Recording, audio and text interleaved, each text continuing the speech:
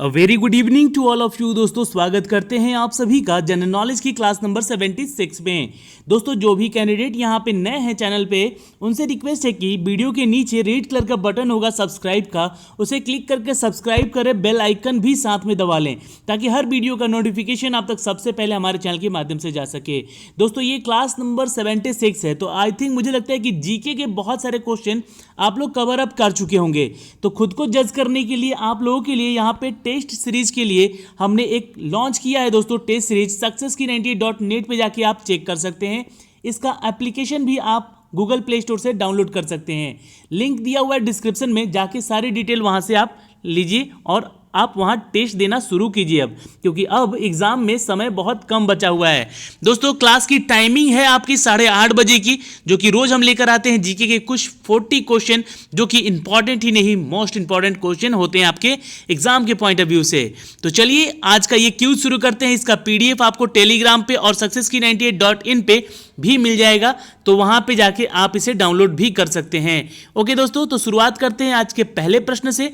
तो आज का पहला प्रश्न क्या कहता है कि निम्नलिखित में से कौन जीडीपी अपस्फीतिकार कारक कहलाता है। यानी देखिए ये डिफ्लेक्टर कहते हैं इसको, डिफॉल्टर कहते हैं। जीडीपी डिफॉल्टर किसे कहते हैं ये आपको बताना है नीचे कमेंट करके। चलिए आंसर, इसका आंसर है दोस्तों इट्स ए, नोट कर लीजिएगा, ratio of nominal to real GDP, यानी कि अवास्तविक से वास्तविक जीडीपी का अनुपात जो है वो जीडीपी डिफॉल्टर कहलाता है। ओके, नोट कर लीजिएगा। अगला क्वेश्चन देखते हैं, क्वेश्चन नंबर 2, कौन सी संस्था नजर रखती है कि बैंक वास्तव में नगद शेष बनाए हुए है। चलिए फटाफट आंसर कीजिएगा दोस्तों, बहुत इंपॉर्टेंट क्वेश्चन है। और ये इंपॉर्टेंट क्वेश्चन इसलिए क्योंकि इकोनॉमिक्स आज क्वेश्चन बहुत दिन के बाद लेकर आए हैं आपके लिए, तो क्यूज अटेंड कीजिएगा। थोड़ा सा टफ लगेगा बट आंसर करना बिल्कुल मत छोड़िएगा, सारे आंसर करते रहिएगा। जो लोग नए जुड़ रहे हैं वो प्लीज चैनल को एक दूसरे को शेयर करें वीडियो को, ताकि वो भी जुड़ सकें। कौन सी संस्था नजर रखती है कि बैंक वास्तव में नगद शेष बनाए हुए हैं। तो आंसर है दोस्तों भारतीय रिजर्व बैंक, यानी कि आरबीआई। क्वेश्चन नंबर 3, दोस्तों निम्नलिखित में से किस देश के पास संविधान नहीं है, लिखित संविधान नहीं है। चलिए आंसर कीजिए, ये तो क्वेश्चन बहुत इंपॉर्टेंट है, आया हुआ एग्जाम में आपके। तो जिसके पास नहीं है दोस्तों उस देश का नाम है यूनाइटेड किंगडम, यानी कि यूके। नोट कर लीजिएगा। अगला क्वेश्चन देखते हैं 4, भारतीय संसदीय प्रणाली में खाते पर वोट की वैधता कितने महीनों तक के लिए होती है। चलिए फटाफट आंसर कीजिएगा, और चुनाव वर्ष को अगर छोड़ दिया जाए तो आंसर बिल्कुल सही उत्तर आ रहा है दोस्तों, आपका ए है आंसर यहाँ पे, 2 महीने के लिए। क्वेश्चन नंबर 5 का आंसर कीजिएगा, तक्षशिला विश्वविद्यालय किन 2 नदियों के बीच में स्थित है। तक्षशिला का नाम सुना होगा, ये सम्राट अशोक यानी कि मौर्य के समय का ये चर्चित एक शहर हुआ करता था। आंसर है दोस्तों इट्स ए, यानी कि सिंधु और झेलम नदी के बीच में स्थित है तक्षशिला विश्वविद्यालय। ओके, हुआ करती थी। अगला क्वेश्चन है कि ऋग्वेद में सबसे प्रमुख देवता कौन है। चलिए आंसर कीजिए, बहुत ही इंपॉर्टेंट है दोस्तों। जो लोग जुड़ रहे हैं एक दूसरे को शेयर करेंगे, वीडियो को आंसर करते रहेंगे। हर 3 सेकंड के बाद इसका आंसर आपको नीचे कमेंट बॉक्स में आने चाहिए, और उससे पहले आपको इसका आंसर यहाँ पे दे दिया जाएगा। ऋग्वेद में सबसे पहले देवता का नाम है दोस्तों इट्स ए, इंद्र। जी हाँ, जिनका भी उत्तर आ रहा है A, Indra is the right answer. Question number 7 कि भारत में बंजर भूमि का सबसे बड़ा हिस्सा किस राज्य के पास है। चलिए ये क्वेश्चन आया हुआ एग्जाम में, जियोग्राफी से क्वेश्चन है ये, कि बंजर भूमि का सबसे बड़ा हिस्सा भारत के किस राज्य में है। तो जी हाँ, Rajasthan is the right answer. Question number 8, Andaman and Nicobar द्वीप समूह में सबसे ऊंची चोटी कौन सी है। ये क्वेश्चन पूछा है अभी आरआरबी जेई के एग्जाम में दोस्तों, तो ये आंसर कीजिएगा इट्स अ सी, सैडल चोटी। जी हाँ, नोट कर लीजिएगा, इट्स अ सैडल पीक कहते हैं इसको। क्वेश्चन नंबर 9, एक कोषीय जीव कैसे प्रजनन करता है। एक कोषीय जीव कैसे प्रजनन करता है, फटाफट आंसर कीजिएगा यहां नीचे कमेंट बॉक्स में। आंसर जिनका आ रहा है ए, यानी कि कोशिका विभाजन से, डिवीजन से, सेल डिवीजन से is the right answer. Question number 10, DNA का असंक्षिप्त रूप क्या है। चलिए आंसर कीजिएगा, what is the full form of DNA. जी हाँ, बिल्कुल सही उत्तर है डी है इसका आंसर, डी ऑक्सीरिबोन्यूक्लिक अम्ल, यानी कि एसिड। ठीक है, नोट कर लीजिएगा, इंपॉर्टेंट है, क्वेश्चन पूछ सकता है एग्जाम में। क्वेश्चन नंबर 11 आपके सामने है, चलिए आंसर कीजिए, 3 सेकंड का टाइम है आपके पास। पूर्वांचल की पहाड़ी भारत के किस देश से अलग करती है। पूर्वांचल की पहाड़ियां भारत देश को किस देश से अलग करती है? चलिए आंसर कीजिएगा दोस्तों फटाफट नीचे कमेंट बॉक्स में। जी हाँ, बिल्कुल उत्तर सही है आपका यहाँ पे, इट्स सी, नोट कर लीजिएगा, म्यांमार। अगला क्वेश्चन देखते हैं, क्वेश्चन नंबर 12, इनमें से कौन सी रेखा भारत के बीच से होकर गुजरती है? चलिए 3 सेकंड का टाइम है आपके पास, आंसर नीचे कमेंट कीजिएगा। और जो लोग आंसर नहीं कमेंट करते हैं और वीडियो को देखते हैं, एटलीस्ट उनको मैं इतना बोलना चाहूँगा कि क्वेश्चन को याद रखें, याद करते रहें, और कहीं साइड में कॉपी कलम लेके वहाँ पे एटलीस्ट आपको क्वेश्चन सही गलत करके खुद को जज करें कि कितना क्वेश्चन सही कर रहे हैं और कितना आपसे गलत हो रहा है। इनमें से कौन सी रेखा भारत के बीच से होकर गुजरती है? इट्स ए कर्क रेखा, नोट कर लीजिएगा। क्वेश्चन नंबर 13, कन्याकुमारी से मैंगलोर तक की तटीय क्षेत्र को क्या कहते हैं? चलिए ये ज्योग्राफी से क्वेश्चन है आपका, आंसर कीजिएगा जल्दी। कन्याकुमारी से मैंगलोर तक की तटीय क्षेत्र को क्या कहते हैं दोस्तों? तो जी हाँ, बिल्कुल जिनका उत्तर आ रहा है यहाँ पे, it's B is the right answer, Malabar तट कहते हैं इसको। ओके, चलिए क्वेश्चन नंबर 14, भारत देश की उत्तर से दक्षिण की लंबाई कितने किलोमीटर की है? तो ये लगभग है, ये जितना यहाँ पे किलोमीटर है ना, ये लगभग बताया गया है दोस्तों, इसका ध्यान रखिएगा आंसर में, एक्यूरेट नहीं है ये। भारत देश की उत्तर से दक्षिण तक की किलोमीटर में लंबाई है दोस्तों। जी हाँ, जिनका उत्तर आ रहा है 3214 किलोमीटर, ये अप्रॉक्स कहते हैं इसको, अप्रॉक्स होगा ये, है ना, ध्यान रखिएगा, लगभग 3214 किलोमीटर। क्वेश्चन नंबर 15, पाक जल डमरू मध्य और मन्नार की खाड़ी भारत को किस देश से अलग करती है? चलिए बहुत ही अच्छा क्वेश्चन है ये, आ सकता है एग्जाम में, आंसर कीजिएगा, इट्स ए श्रीलंका को। जी हाँ दोस्तों, और जो भी विद्यार्थी यहाँ पे पीडीएफ के लिए बार बार कमेंट करते हैं कि सर पीडीएफ नहीं मिल रहा है, उनको successkey98.in के ऑफिशियल वेबसाइट पे जाएंगे तो वो सारी पीडीएफ उनको यहाँ प्रोवाइड कर दी जाती है, अपलोड कर दिया जाता है, तो आंसर आप लोग वहाँ से भी पीडीएफ डाउनलोड करके पढ़ सकते हैं। ठीक है, चलिए क्वेश्चन नंबर 16, आंध्र प्रदेश की पुरानी राजधानी कौन थी? चलिए ये तो सबको पता है, नई वाली मैं बता देता हूँ, अमरावती है, और पुरानी राजधानी है दोस्तों, इट्स कुर्नूल। जी हाँ, आंध्र प्रदेश की राजधानी अब हो चुकी है अमरावती, तेलंगाना की है हैदराबाद। ओके, याद रखिएगा, पुरानी राजधानी थी Kurnool. Okay, question number 17, Bharat में जनसंख्या विश्व की कुल जनसंख्या के कितने प्रतिशत हैं? चलिए ये तो क्वेश्चन इंपॉर्टेंट है, विश्व भारत की जनसंख्या जो है विश्व में कुल कितने जनसंख्या का प्रतिशत है? तो ये आंसर कीजिएगा 17%। ओके, नोट कर लीजिएगा, 17% जो है भारत की कुल जनसंख्या पूरे विश्व की जनसंख्या के बराबर है। क्वेश्चन नंबर 18, इनमें से कौन सा पठार भारत का सबसे प्राचीन भू आकृति भाग है? आंसर कीजिएगा दोस्तों नीचे कमेंट बॉक्स में, आपके आंसर यहाँ पे इंपॉर्टेंट होंगे एग्जाम के पॉइंट ऑफ व्यू से, आंसर जरूर कमेंट कीजिए आप लोग। जी हाँ, बिल्कुल उत्तर सही आ रहे हैं, 18 का सी होगा यहाँ पे, प्रायद्वीपीय पठार। ओके, अगला क्वेश्चन देखते हैं, क्वेश्चन नंबर 19, कि भूमध्य रेखा से भारत के दक्षिण छोर की दूरी कितने किलोमीटर की है? भूमध्य रेखा से भारत के दक्षिण छोर, देखिए भूमध्य रेखा जो है आपको वहाँ से लेकर जो भारत से गुजरी है बीचों बीच, ठीक है, और ये दक्षिणी छोर यानी कि जो कन्याकुमारी है ना, कन्याकुमारी भी नहीं कह सकते हैं कि आप अगर मापना है तो अंडमान निकोबार है, उसका एक छोर सबसे कन्याकुमारी से भी नीचे है, तो वहाँ तक की ये टोटल 2 किलोमीटर में दूरी है, लगभग 876 किलोमीटर की है। ओके, नोट कर लीजिएगा। क्वेश्चन नंबर 20, भारत की तट रेखा की लंबाई कुल कितने किलोमीटर की है? तट रेखाओं की लंबाई पूछ रहा जा रहा है यहाँ पे, ठीक है, तो तट रेखा की लंबाई है दोस्तों, नोट कर लीजिएगा, इट्स ए 7516 किलोमीटर लगभग। ओके, देखिए कोई लंबाई जो है एक्यूरेट नहीं होगी, मैं आपको बता दे रहा हूँ पहले, ज्योग्राफी में ये और लगभग कह सकते हैं इसको, इसलिए आंसर कीजिएगा, अप्रॉक्स लिखा रहेगा आपके ऑप्शंस में एग्जाम में, ठीक है, तो आंसर है 7516 kilometre approx. Okay, question number 21, Swaraj party किसके द्वारा आयोजित की गई थी?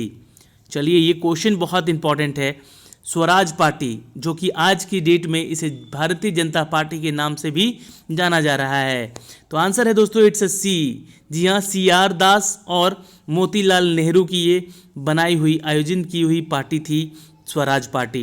क्वेश्चन नंबर 22, किसे फ्रंटियर गांधी के रूप में जाना जाता है? आंसर कीजिएगा दोस्तों, ये तो क्वेश्चन मैंने बहुत बार पूछा भी आपसे यहाँ पे, तो आंसर जिनका आ रहा है C, Khan Abdul Ghaffar Khan is the right answer. Question number 23, स्वतंत्र भारत के पहले भारतीय गवर्नर जनरल कौन थे? ये भी क्वेश्चन इंपॉर्टेंट है। स्वतंत्र भारत के यानी कि भारत आज़ाद होने के पहले भारतीय गवर्नर जनरल कौन थे? जी हाँ, बिल्कुल सही उत्तर है आप लोगों का यार, गजब आप लोग आंसर कर रहे हैं यहाँ पे। सी राजगोपालाचारी, जिनका उत्तर अगर यहाँ 40 आउट ऑफ 40 में से एटलीस्ट 36 नहीं रहा तो समझिए कि तैयारी में कहीं ना कहीं कमी हो रही है। 36 प्लस 37 38 आना चाहिए स्कोर आप लोगों का यहाँ पे। ओके, क्वेश्चन नंबर 24 आंसर कीजिएगा दोस्तों। निम्नलिखित में से कौन सी मौद्रिक नीति के एक सत्य साधन है?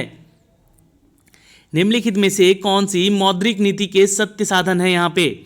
आंसर जिनका आ रहा है दोस्तों, जी हाँ बिल्कुल उत्तर सही है डी, सभी विकल्प यहाँ पे सही है, जिसे हम लोग open market operation, bank rate policy और यहाँ पे सेलेक्टिव क्रेडिट कंट्रोल कहते हैं। ये जो तीनों के तीनों हैं ये मौद्रिक नीति को सत्य साबित करते हैं। Okay, question number 25, golden pagoda की भूमि निम्नलिखित में से किस देश का एक लोकप्रिय उपनाम है? चलिए ऑप्शंस है चीन, भूटान, म्यांमार या श्रीलंका। तो लैंड ऑफ गोल्डन पैगोडा जो है ये है दोस्तों, it's a C, Myanmar. Note कर लीजिएगा, it's a C, Myanmar. Question number 26, पृथ्वी के किस प्लेटों की सीमाएं कमजोर क्षेत्र हैं जिन्हें भूकंपीय या जीविका के रूप में जाना जाता है? चलिए आंसर कीजिएगा दोस्तों। ये ज्योग्राफी से क्वेश्चन फिर से आ चुका है यहाँ पे। तो आंसर है दोस्तों इट्स ए क्रस्ट कहते हैं इसको। ठीक है, पृथ्वी के क्रस्ट की प्लेटों की सीमाएं कमजोर क्षेत्र हैं जिन्हें हम भूकंपीय या जीविका के रूप में भी जानते हैं। ओके, क्वेश्चन नंबर 27, चलिए आंसर कीजिएगा दोस्तों कि एक घंटे में पृथ्वी कितने देशांतर चलती है? तो ये डिग्री में बताना है। आंसर बी है, इस जल का 15 डिग्री पे चलती है। ये बिल्कुल उत्तर सही है, जिनका आ रहा है B answer. Okay, question number 28, विश्व पर्यावरण दिवस किस पर मनाया जाता है? चलिए डेट बताना है आपको। यहाँ पे आप कुछ डे से रिलेटेड है यहाँ पे क्वेश्चन आपको आंसर करने होंगे। वर्ल्ड एनवायरनमेंट डे जो है कब सेलिब्रेट किया जाता है दोस्तों? तो बिल्कुल सही उत्तर है बी, जी हाँ 5 जून को। अगला क्वेश्चन देखते हैं, क्वेश्चन नंबर 29, बाल अधिकार दिवस किस दिन मनाया जाता है? चलिए 12 नवंबर, 14 नवंबर, 24 नवंबर या फिर 5 दिसंबर। Child right day is celebrated on, जी हाँ 14th ऑफ नवंबर। और इस दिन चाचा नेहरू यानी कि हमारे जो पहले प्रधानमंत्री थे भारत के, उनका जन्म दिवस भी होता है और बाल अधिकार दिवस के रूप में भी इस डे को मनाया जाता है। क्वेश्चन नंबर 30, आंसर कीजिएगा दोस्तों कि शहीद दिवस कब मनाया जाता है? चलिए 3 सेकंड का टाइम है आपके पास, फटाफट आंसर करते रहिएगा। और जो लोग नहीं कर रहे हैं आंसर, एटलीस्ट खुद को जज करें कितना सही कर रहे हैं और कितना गलत कर रहे हैं। ठीक है, आंसर देखिए, आंसर बिल्कुल सही उत्तर आ रहा है इनका, ए है 30 जनवरी। ठीक है, 30 जनवरी। ओके, नोट कर लीजिएगा, शहीद दिवस। क्वेश्चन नंबर 31, आंसर आ चुका है यहाँ पे एक्चुअली पहले ही। 2014 में निम्नलिखित में से किस खिलाड़ी को अर्जुन पुरस्कार दिया गया है? तो आंसर है इट्स अ डी, जी हाँ मुरली विजय को। क्वेश्चन नंबर 32, भौतिकी में 2014 का नोबेल पुरस्कार किसे प्राप्त हुआ है? चलिए फटाफट आंसर कीजिएगा, ये आरआरबी जेई का पूछा गया प्रश्न है ये। जी हाँ बिल्कुल सही उत्तर है आपका, ये इन सभी को दिया गया है भौतिकी में। ठीक है, इसैमु अकासकी, सूजी नाकामुरा और हिरोशी अमानो। ठीक है, इन तीनों को मिला है भौतिकी के लिए यानी कि फिजिक्स के लिए 2014 में नोबेल पुरस्कार। Question number 33, innovation in India पुस्तक के लेखक कौन है? चलिए तो उत्तर आ रहा है आप लोग, ये बहुत सही यहाँ पे आंसर, जिनका भी ए आ रहा है Shyam we Ramani is the right answer. Okay, चलिए क्वेश्चन नंबर 34, आंसर कीजिएगा दोस्तों। अ वर्ल्ड विद इन जो पुस्तक है उसके लेखक कौन है? अ वर्ल्ड विद इन, चलिए ऑथर का नाम बताना है, आंसर कीजिएगा जिनका उत्तर आ रहा है यहाँ पे। चलिए फटाफट 3 सेकंड का टाइम होते जा रहा है आपका।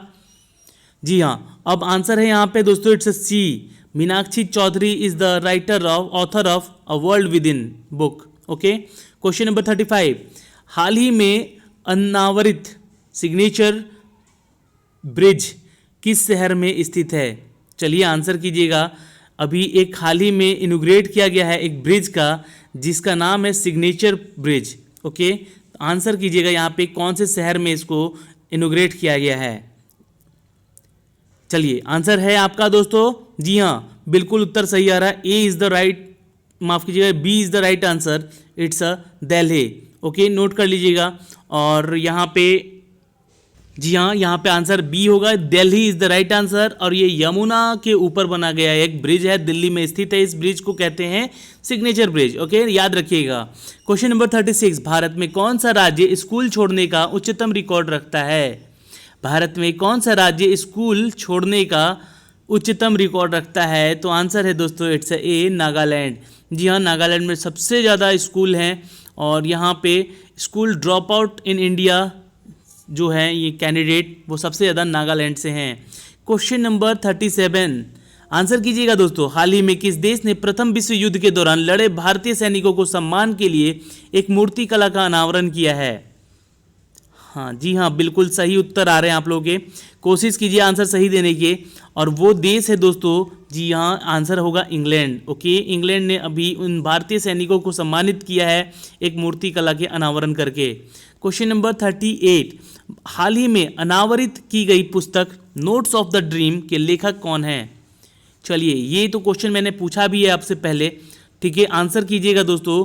जी हाँ, बिल्कुल सही उत्तर है B, Chetan Bhagat is the right answer. जी हाँ, नोट कर लीजिएगा। इस पुस्तक का नाम है नोट्स ऑफ द ड्रीम। ठीक है, चेतन भगत की ये लिखी गई पुस्तक है। क्वेश्चन नंबर 39, हाल ही में BRO ने किस स्थान पर दुनिया का सबसे ऊंचा वाहन योग्य सड़क बनाया है? जो कि 19,300 फीट ऊंची सड़क है ये। आंसर है ए, इट्स शिमला। नोट कर लीजिएगा। क्वेश्चन नंबर 40, राष्ट्रपति द्वारा किस स्थान पर पहले ज्ञान कुंभ का उद्घाटन किया गया? तो पहले ज्ञान कुंभ का जो उद्घाटन हुआ है दोस्तों वो हुआ है हरिद्वार, उत्तराखंड से। ओके, तो आज के इस सिनारियो में जितने भी प्रश्न हमने पूछे आपसे, इन 40 प्रश्नों के उत्तर आप लोगों ने सही सही कितना दिया है आंसर, यहाँ नीचे कमेंट बॉक्स में कमेंट जरूर कीजिएगा। और टेस्ट देकर खुद को जज जरूर कीजिएगा। successkey98.net पर जाके अपने आप को जज करें। किसी भी सेक्टर की तैयारी कर रहे हो आप, चाहे बैंकिंग, इंश्योरेंस सेक्टर, रेलवे या फिर SSC, किसी भी सेक्टर की तैयारी कर रहे हो, जाएं वहाँ पे टेस्ट देना शुरू करें, क्योंकि अब समय बहुत कम बचा है NTPC के लिए जो भी कैंडिडेट तैयारी कर रहे हैं। ओके, तो आज के सिनारियो में इतना ही था दोस्तों। हमारे साथ बने रहें, इसका बहुत बहुत धन्यवाद। मिलते हैं आपसे अगले वीडियो में, तब तक के लिए बाय बाय, टेक केयर, ध्यान रखिएगा अपना और अपने परिवार का।